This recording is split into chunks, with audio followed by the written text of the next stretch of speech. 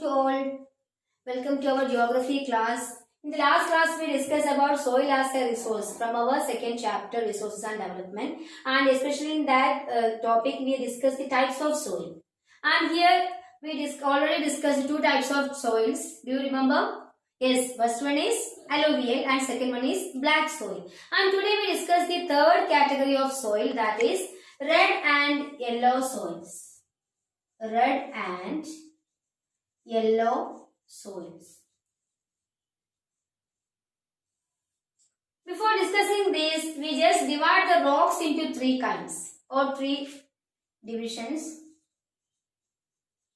Rocks can be divided into igneous rocks, sedimentary rocks, and thirdly metamorphic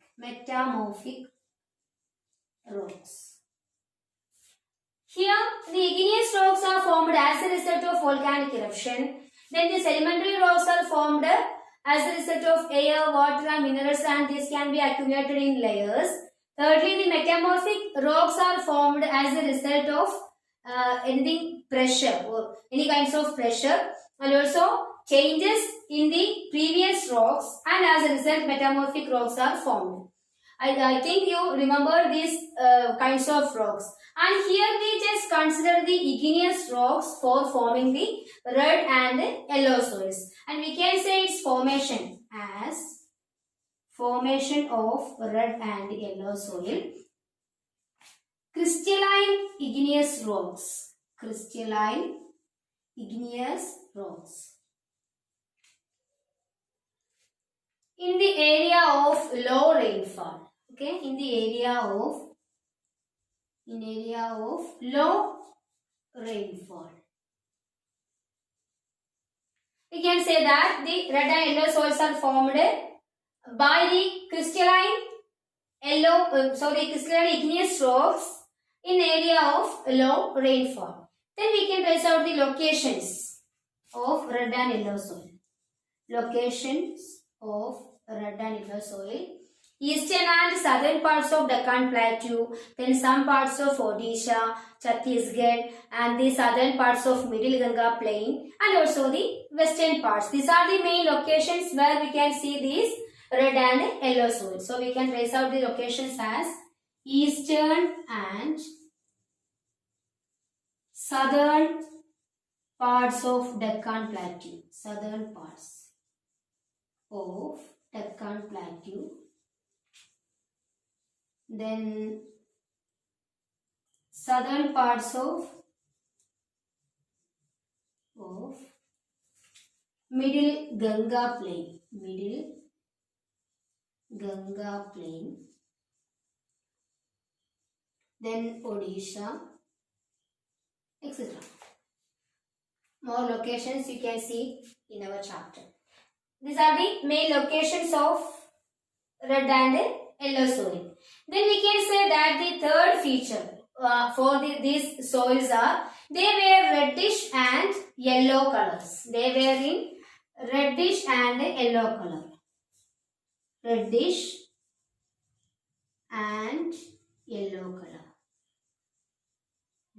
And this reddish color is due to the dehydrated form. Dehydrated form. And here yellow is in hydrated form. Yellow is in hydrated form. And this reddish color can be formed as a result of diffusion of iron crystalline and also the metamorphic rocks. This dehydrated form can be seen in the iron crystalline and metamorphic rocks. Metamorphic rocks. These are the major informations regarding this red and yellow soil. And here also major crops also here. Crops mainly the plantation crops like tea, then coffee. Then these are the main crops cultivated by using the red and yellow soil. These are the information regarding this type.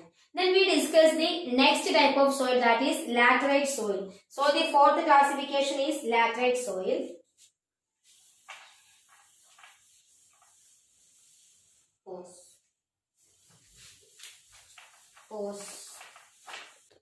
Our next classification, our fourth classification of soil is laterite soil. Laterite soil. These laterite soils are derived from the Latin word later, which means brick. These are formed as a result of high temperature and high rainfall. In the previous category, we discussed the red and yellow soil with the low rainfall areas, but here the laterite soils are formed in the high temperature and also the high rainfall or heavy rainfall areas. So its formation can be described as high rainfall, then heavy temperature,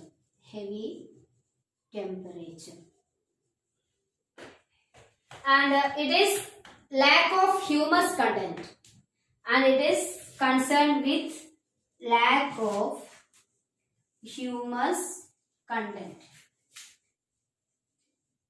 because the microorganisms or the decomposers could not exist in this heavy temperature condition. That is why these soils are concerned with lack of humus content. Okay. Then the locations of these laterite soils. Next is location.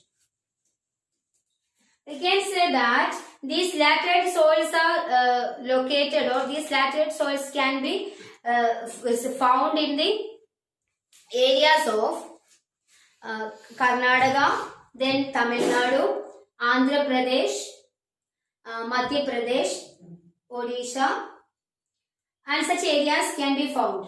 Okay, so we can write down the locations as Karnataka, Kerala, Tamil Nadu, then Madhya Pradesh, etc. And these laterite soils are suitable for the cultivation of major crops. Okay, cultivation of tea, coffee, etc. Okay, these are the plantation crops, you know. Then the red laterite soils. The red laterite soils found in Kerala, then Tamil Nadu, and also the Andhra Pradesh, red laterite soils. Red laterite soils are suitable for cashew nut cultivation. Cashew nut cultivation. These are the major informations regarding these laterite soils. First one, it is derived from the Latin word later, which means brick. Then formation. How it is formed? It is formed as a result of high rainfall with heavy temperature. Then it is concerned with lack of humus content. That is why the microorganisms or decomposers cannot exist in with high rainfall. Then location. We can see the laterite soils in Karnataka, Kerala, Tamil Nadu and Madhya Pradesh. And major crops, tea, coffee, etc. Then the red laterite soils in Kerala, Tamil Nadu and Andhra Pradesh will be suitable for cashew nut cultivation. These are the second types of soil and its features. Okay. Then we discuss the next type of soil. Category is arid soil. What is the meaning of arid? Dry or desert. So we can say that this is the soil with dry or dried soil. Mainly the dried soils are here. And we can say that the range of its color, can we say that color red to brown, red to brown. And we can say that it should be sandy texture and salty in nature. Sandy texture. Then salty in nature. Salty, not saline. Means salty. Saline in nature. This means sandy texture means the dry characteristic of sand. Saline in nature means the content of salt is higher in that area. Okay. Then its formation. Its formation is high temperature,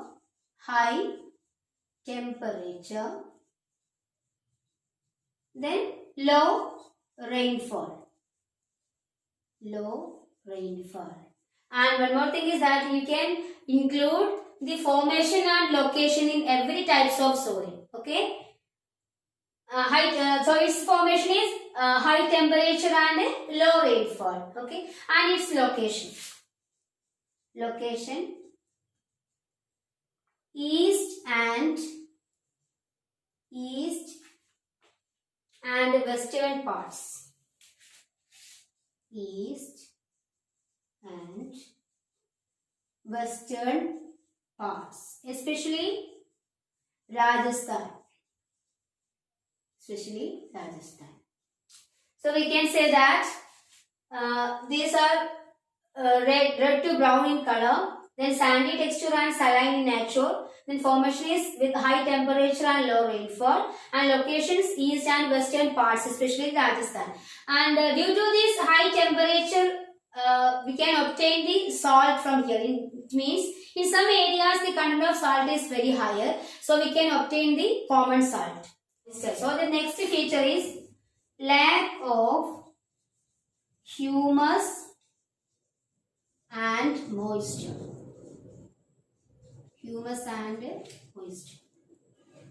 These are the major information regarding this arid soil. Then our last part of or last category of soil is forest soil. Okay. Then the next category is forest soil. Sixth, forest soil. These are formed or can be found in hilly areas. Formation. Heavy rainfall. Then location.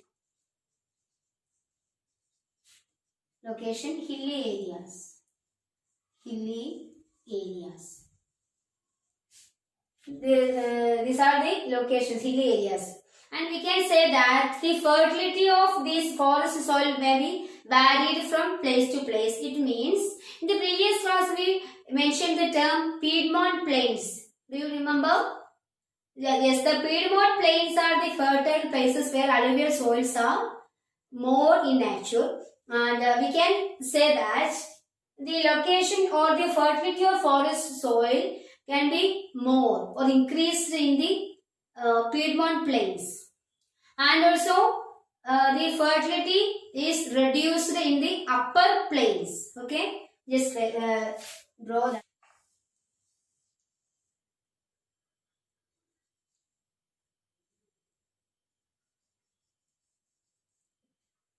Here these are the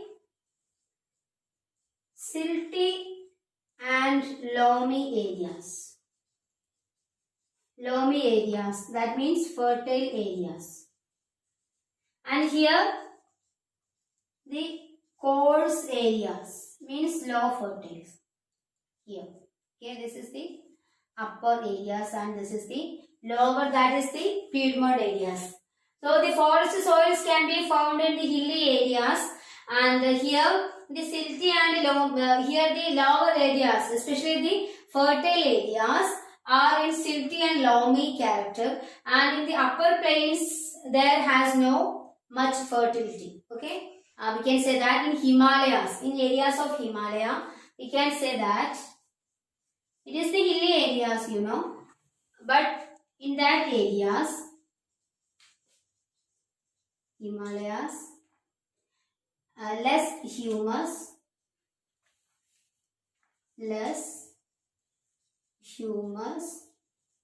then acidic. These are the informations regarding these forest soils. Okay. Then our next topic is soil erosion. Soil erosion. Do you know the term soil erosion? We can define soil erosion as it is the denudation of the soil cover and also the washing down of the soils. These are the soil erosion. Or in another way we can define soil erosion as it is the displacement of the upper layer of the soil. So, soil erosion can be defined as denudation or displacement of soil cover and washing down of soil. So, soil erosion is defined as the denudation or displacement of soil cover and washing down of soil. Then what are the causes of soil erosion? There are two agents who were causing the soil erosion. They are, first one is through human activities. Second one is by the natural forces. So we can say that humans and also the natural forces are two agents. Causes by the human and also by the natural forces. The first cause is deforestation. Second one, over gazing. Third one is construction. Then fourth one is mining. These are the activities by the human. Then the natural forces like water, then wind, snow, plants also causes the soil erosion. Then we discuss some important concepts regarding this soil erosion. First one is gullies.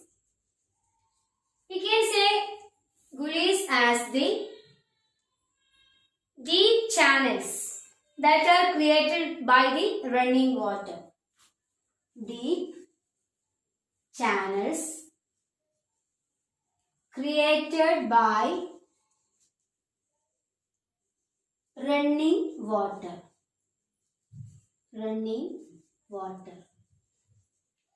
Second one is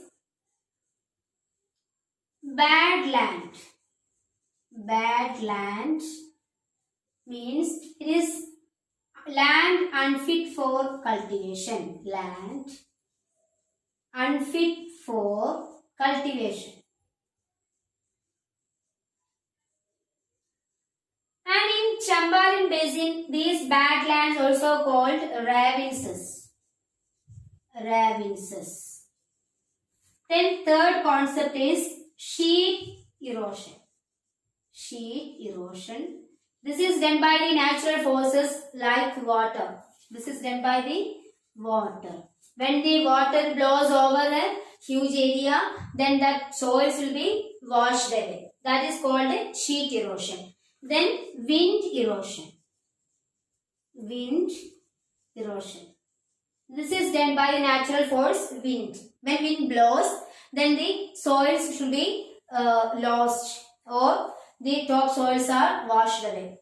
These are the important terms regarding the soil erosion. And due to the improper farming and also the plowing methods, that also cause for the soil erosion. Okay.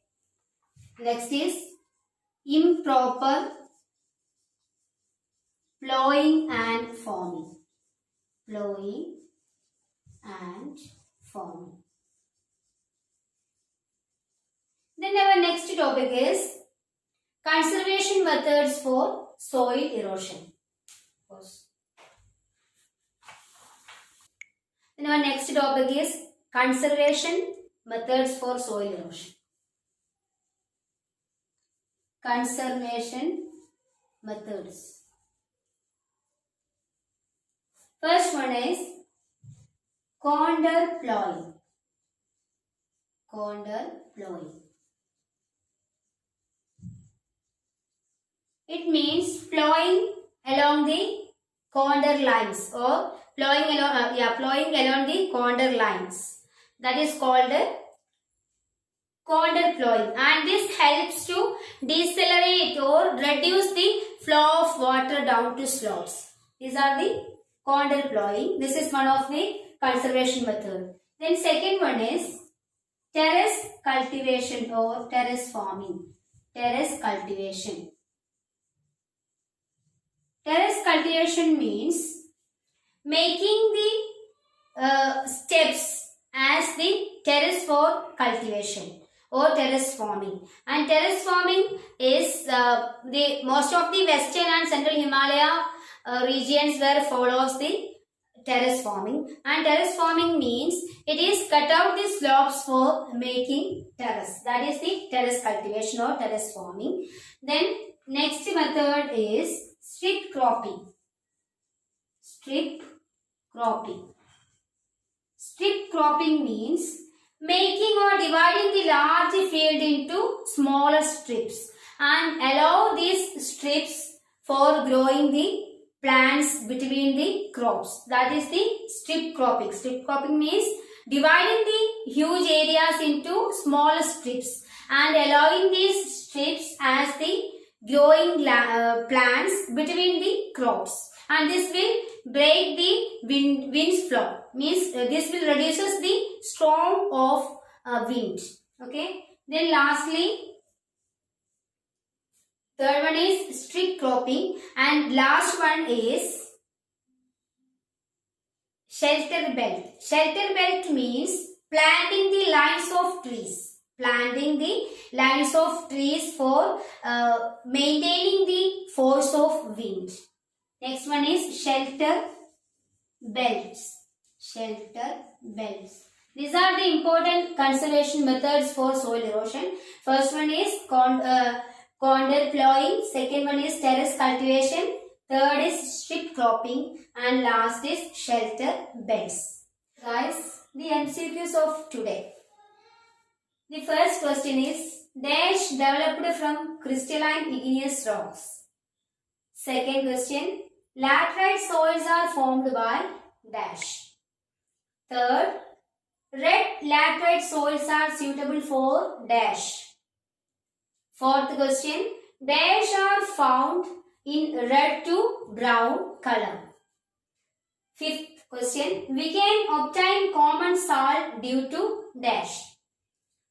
Sixth question, presence of congar is concerned with dash. Seventh one, dash are found in hilly areas. Then eighth question, the denudation of soil cover is called dash. Ninth one, the wetland in Chambal basin is called dash. 10th question, western and central Himalayas developed dash. And lastly, the 11th question, rows of planting trees are called dash. These are the multiple choice questions covering our today's session. And try to read our chapter, especially these concepts thoroughly, and find out the answer for this question. And this make you more clear about these concepts. Okay. So students, I will stop here. Thank you. Have a nice day.